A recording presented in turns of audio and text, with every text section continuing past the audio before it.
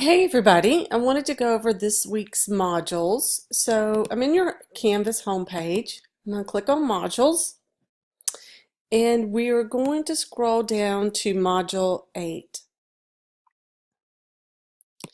So module 8 is on human resource management from recruitment, so all the way from searching for a candidate to fill the job position to labor relations, making sure the employees are relatively happy or getting their benefits or getting a competitive pay.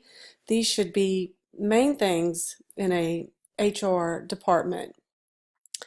So let's look here at the learning objectives. We're going to look at explain the role of human resources, the people behind the people. And human resources is another business discipline. In fact, some universities and colleges you can get a bachelor's degree in human resources, and it definitely falls along with, so this is essentially our HR, as it's sometimes referred to, or human resources um, section of this intro to business class. So we look at everything from management, marketing, accounting, and finance, which is coming up, even information technology, economics, human resources. Leadership is like this new area. It's kind of a subfield of management. And that's what my doctorate's in. And it's sometimes referred to as organizational leadership too.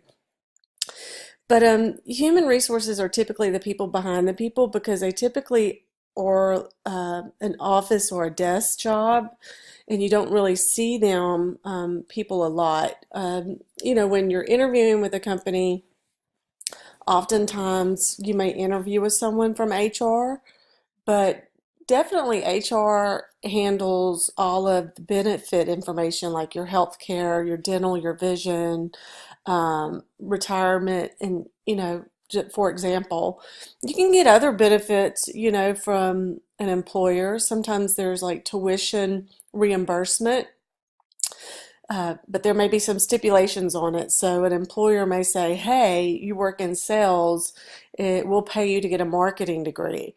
And as long as you make a B or higher or C or higher, then we will reimburse your expenses after your grade is posted. And sometimes they'll say, and you've got to work here at least 2 years after you graduate. So I don't think a lot of people take advantage of that. And, for one, I mean, it's hard. Getting a job is not easy. Keeping a job is not easy. And when you're talking about, working for a company for years and years and years until you get your degree, and then even staying 2 more years after that, it's, you really have to be super successful, in that organization for that to all fall into place. But that's why it's important to get as much education as you can, um, and to make yourself more powerful and more competitive in the marketplace.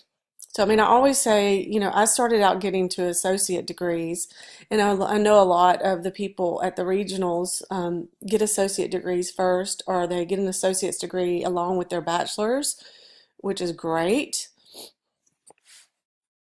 And, but, you know, to really, really be competitive, I would definitely recommend getting at least a bachelor's degree and doing everything you can to get that for the simple fact that some jobs require it. I know that when I was wanting to be an outside sales rep and pharmaceutical sales rep, I couldn't even apply for that job until I had a bachelor's degree. So you'll run into some, job postings, whether on LinkedIn or Indeed or at the company's website, that will straight up tell you, hey, bachelor's degree required. So it'll just make you more competitive. So let's take here, describe recruitment and selection. So there's different ways that companies recruit. They'll post an ad on LinkedIn. LinkedIn now has this whole job portal. Let's see here. And, so you can even go They even have, well, they probably, you can browse LinkedIn by jobs. Down on the bottom is where you can find a lot of stuff. So LinkedIn is really not a bad place to look for jobs. I feel like it's a little bit more professional platform than say like, Craigslist, obviously, or, something like that, even Indeed. But I know Indeed's pretty good. And I mean, so you have to at least find the job. Back in my day, it was like Monster.com and all that kind of stuff, which is still out there. But so they have to recruit, right? They have to figure out a way to get the word out there, and so applicants or candidates can apply. And companies always have a job um, portal on their website, so you can go directly to a company's website and apply, which is really good too. Of course, you can see some places put a help wanted sign in their store, and all that kind of stuff. But there's different ways to put the word out there. Discuss orientation, training, and evaluation. So yeah, I mean, every company should have like an onboard training process, because oftentimes companies have their own intranet or computer systems that they may send you. I know one time I was sent to Atlanta for some sales training, excuse me. So it just depends on how they do it. Some companies have videos that you watch um, in order to train you, but that's something you could also ask in an interview, what type of training is involved. Describe compensation. I mean, compensation, you can be paid hourly, you can be paid annually or yearly, you can be paid just commission only, which is really, I don't recommend, but some positions will say, oh, it's just commissions only. Well, it's easier to have a base salary and then commissions. So there's different ways you can be paid. That you can work part-time, full-time, seasonal. And explain employee separation. There's different ways. You could obviously quit a job, which I don't recommend unless you have a job to go to. You could be fired, a company could be laid off, be downsizing. There's different reasons why an employee would separate. And then we'll look at different methods for motivating employees, and then labor management relations. So if you're in a managerial leadership role, I mean, you do want to be empathetic and try to motivate your employees. I mean, yes, it's important to be self-motivated. I mean, that's very important to be self-motivated and, set your own goals and do all that. But, managers and leaders need to be motivating people too. So you have presentations that you can review. You also have a Prezi presentation that I created for my face-to-face class that will load. It's very weather appropriate presentation. So it's very weather appropriate if you're in the Cincinnati area right now. We've been having snow for a while. See, isn't that pretty? Okay, so then let's look here. Definitely if you have the textbook, be reading the chapter. Module 8 goes along with Chapter 8. And then you have supplemental resources here that go along with your learning objectives. So you have tons and tons of other information that you can review to supplement and enrich your learning.